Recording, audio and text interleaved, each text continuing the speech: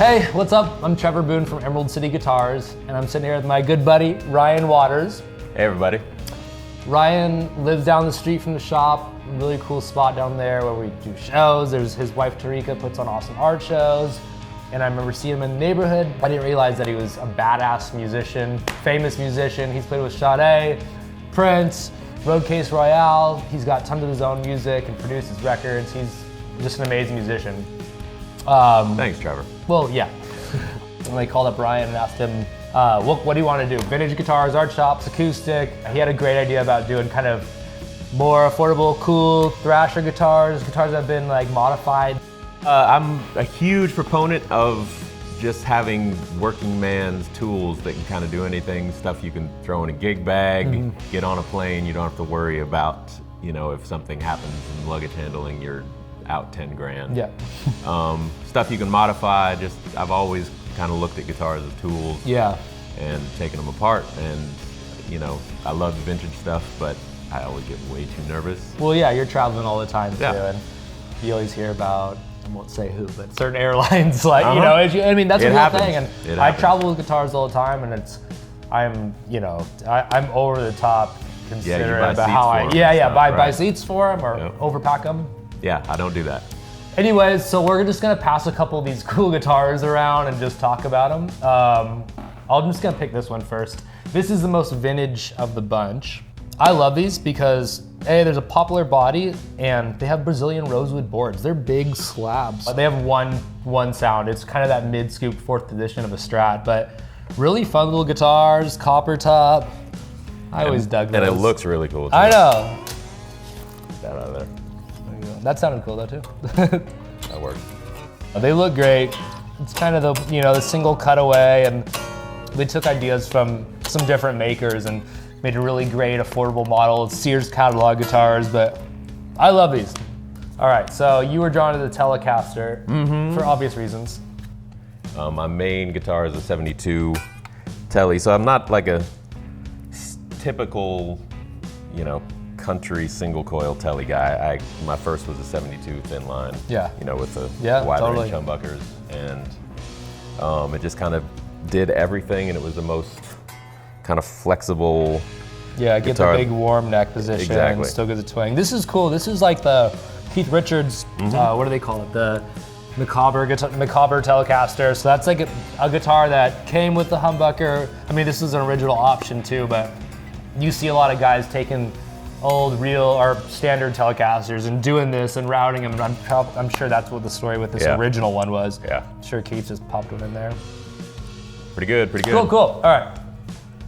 What do you know about these guys? This is kind of a weird one that stumped me when it came in. So candy apple, metallic red, whatever you want to call it, close enough. I don't know what they were calling at the time, but it's a Japanese-made Squier with matching headstock. Just a really slick guitar, and it's built great, rosewood board. Yep, I love Squiers, and you know, I would get this home and would probably take it apart, switch out. Try this pickup, try that pickup, see what works. The neck and the wood is great on these. Yeah, and it's totally playable. Right? Yeah, man. So you're from Salem, Oregon, right? I am, yes. Okay. And you were there for a while, or did you just take off to New York? Or I grew up there, born and raised, and moved up to Portland immediately after high school, like the day after I graduated. Yeah. And then I was kind of in a band, and that fell apart, and then I knew I wanted to play music for a living. Just didn't know how to go about it. So I didn't know anybody in New York. Yeah. Just kind of jumped on a plane. Yeah. And, sink or swim, and it kicked my ass for the first year and a half, and I came home for about 6 months and kind of regrouped and knew what I was getting into. Cool. And then just went out, and it worked out for me. Awesome, man. And you were in Atlanta as well, right? I was in Atlanta for 10 years. Okay, so that was kind of your like second home base, I guess. Yeah, I was in New York for 10 and Atlanta for 10. Cool. And I always wanted to come back to the Northwest, and kind of had an opportune moment. Yeah. Hell yeah, man. And the kids were the right age to move. So Good. Here we Well, I love it having you around. I think here, actually this shop was the first place we stopped in when. Yeah, I'd seen you pop in here and there, and it was finally made the connection. I didn't think of it for too long. Yeah. Anyways, cool. Back to guitars. Yep. Okay. Here we have a Togima. I don't know what they call this, honestly. It's their Jazz Master kind of copy with P90s. We carry them. They're great. We went and checked out a bunch of cool guitars, new guitars to carry that are like $250 to $350. How much is this? It's $250. They're awesome. They come in all the cool custom colors and stuff, and they do a really great job.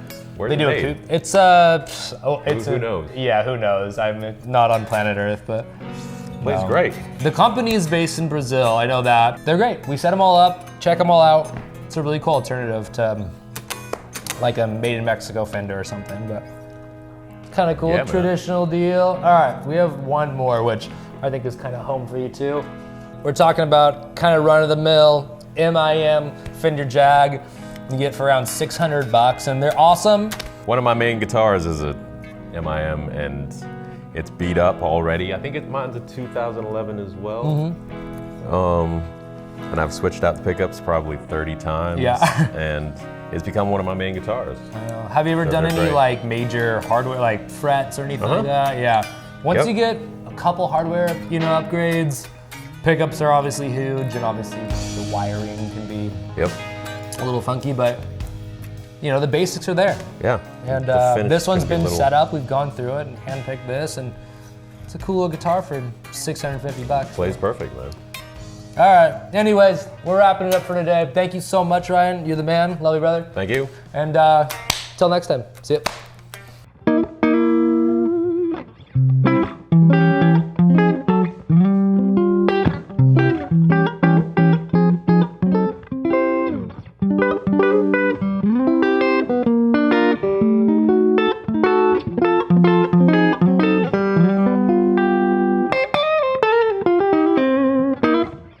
I've owned a few Jaguars over the years, and I've still not quite figured out exactly what all the controls do. You can get them out of phase.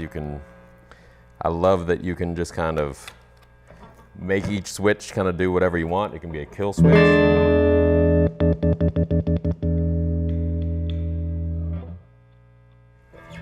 And the variety of tones is just...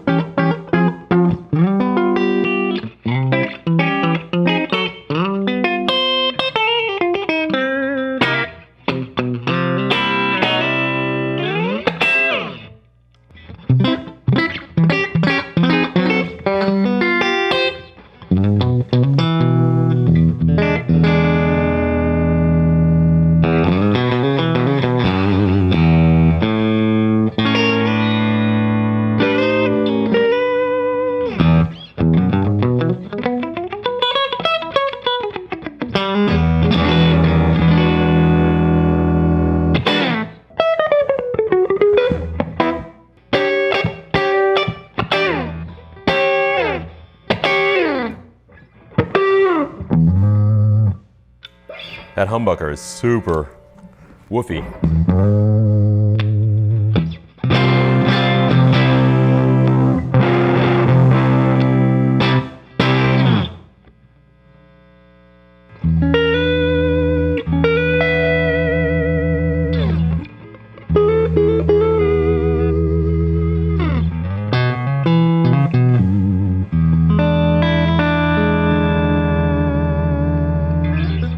$250, you kidding me?